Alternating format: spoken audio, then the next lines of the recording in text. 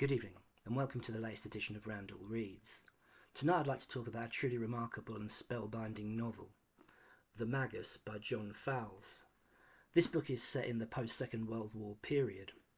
The main character, Nicholas, is an English teacher. He's one of those young men who thought life would be full of adventure and excitement, only it hasn't quite worked out that way for him, and he's in a bit of a dull and directionless period, a bit of a slump. He meets a young Australian woman at a party called Alison, and they have a sort of passionate love affair that unfortunately fizzles out relatively quickly. So he decides to take up a post teaching English on a Greek island. Before he sets off for Greece, one of his colleagues who'd worked at the school on the Greek island previously offers him a ambiguous but strangely enticing warning to stay away from the owner of the island, an eccentric millionaire called Conscious.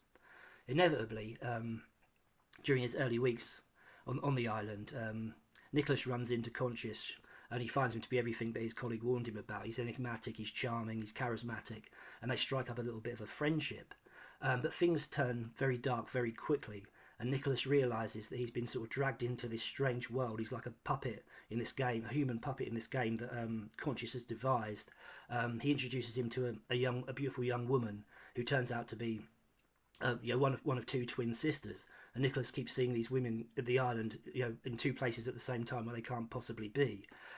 One evening, Nazi soldiers turn up in full uniforms and start sort of conducting a little part of the Second World War on the island.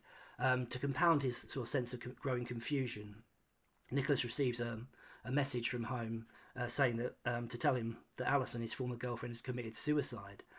Only for him to see her from a hotel window when he visits Athens a few weeks later, and that she is actually part of this whole deception of substitute and these sort of dark arts.